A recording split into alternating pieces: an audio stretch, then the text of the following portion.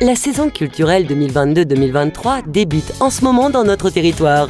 Retrouvez dès à présent de nombreux événements pour petits et grands dans les salles de Saint-Dizier, Vitry-le-François et Bar-le-Duc. Concerts, théâtres, spectacles, conférences et bien plus encore. Puissance Télévision, partenaire des Fuseaux et du Théâtre de Saint-Dizier, de l'Orange Bleu et de la salle Simone Signoret à Vitry-le-François et du Théâtre de l'ACB à Bar-le-Duc. Plus d'infos sur www.puissancetélévision.fr. Puissance Télévision. Vivons la culture.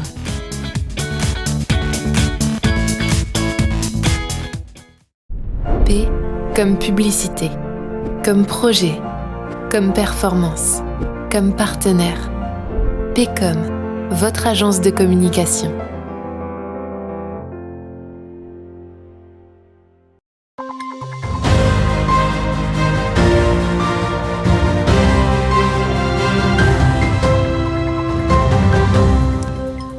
Bonsoir à tous et bienvenue dans votre journal de ce jeudi 29 septembre 2022. Tout de suite les titres de cette édition.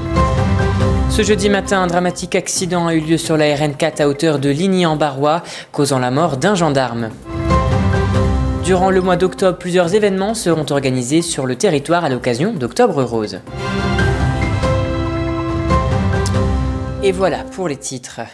C'est un tragique accident qui s'est déroulé tôt ce jeudi matin. Un camion et une voiture de gendarmerie avec 4 militaires à son bord sont entrés en collision. Le bilan est lourd. À l'heure actuelle, il fait état d'un mort et d'un blessé en urgence absolue. Un reportage réalisé avec Nicolas Fontaine. Ce jeudi matin, vers 7h15, un dramatique accident de la circulation s'est produit sur la RN4 à hauteur de Ligny-en-Barrois dans la Meuse, impliquant un camion poids lourd et un véhicule de la gendarmerie nationale. Pour une raison encore inconnue, le véhicule des gendarmes et le camion sont entrés en collision. 4 gendarmes, âgés entre 25 et 35 ans, étaient à l'intérieur du véhicule.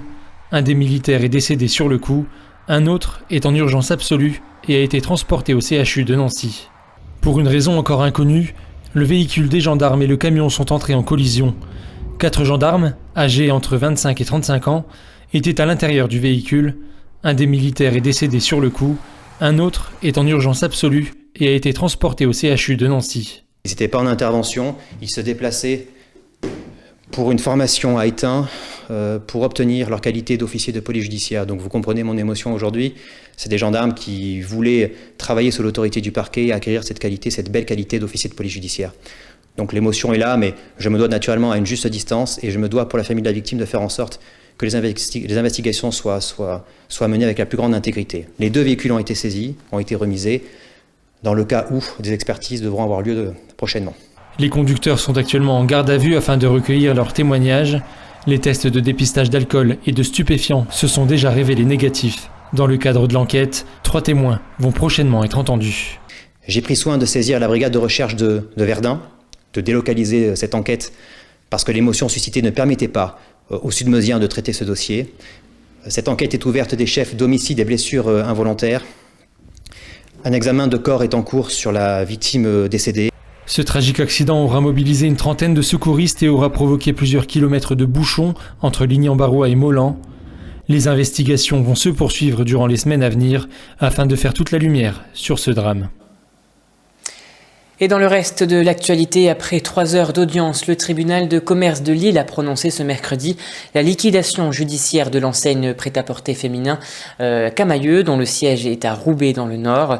Une décision qui entraîne la fermeture des 514 magasins en France et la suppression de 2600 emplois.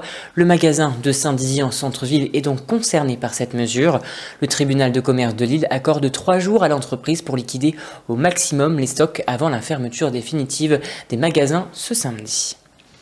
Et on passe à présent à notre image du jour. Aujourd'hui, à l'issue de la clôture des rencontres des villes moyennes organisées à Saint-Dizier, il a été inauguré le parcours design actif dans le cadre des Jeux Olympiques 2024.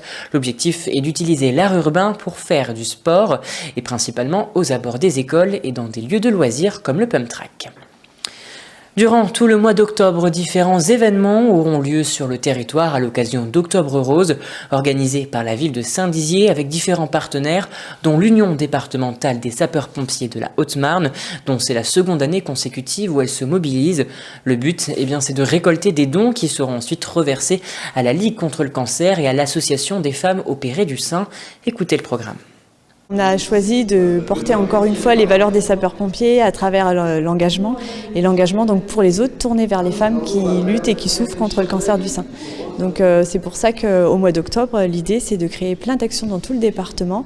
Donc à travers les amicales qui se mobilisent, qui créent des marches roses, des courses, qui font des marches gourmandes, des choses en fonction de leurs possibilités. C'est super important parce qu'on sait que dans la vie d'une femme, il y aura une femme sur 8 qui sera touchée par la maladie du cancer du sein. Et qu'en sensibilisant à la lutte contre le cancer, c'est-à-dire par le biais de la mammographie, on sait très bien que quand un cancer est détecté très tôt, donc précoce, on sait qu'il y aura 9 femmes sur 10 qui pourront s'en sortir. Donc c'est ces valeurs-là qu'on veut faire avancer et montrer. Toute l'après-midi de samedi sera d'ailleurs consacrée à Octobre Rose avec plusieurs animations qui se dérouleront place Aristide-Briand devant la mairie de Saint-Dizier. Et voilà, c'est la fin de cette édition. Merci à tous de l'avoir suivi. Dans un instant, vos prévisions météo de demain, présentées par Manon de Fontis. Je vous souhaite à tous et à toutes une très belle soirée. Toute l'actualité qui vous concerne, à voir et à revoir dès maintenant sur puissancetélévision.fr et sur notre application mobile.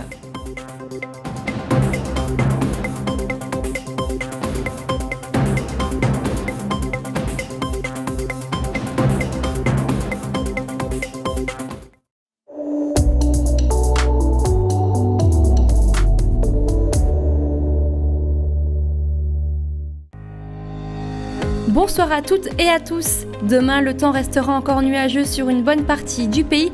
Des averses seront même attendues au sud-est et sur la Corse. Dès le réveil, le nord sera quant à lui sous le brouillard. Côté température, demain matin, comptez 2 degrés de minimal à Metz et 16 degrés de maximal à Nice. L'après-midi, les températures avoisineront les 20 degrés.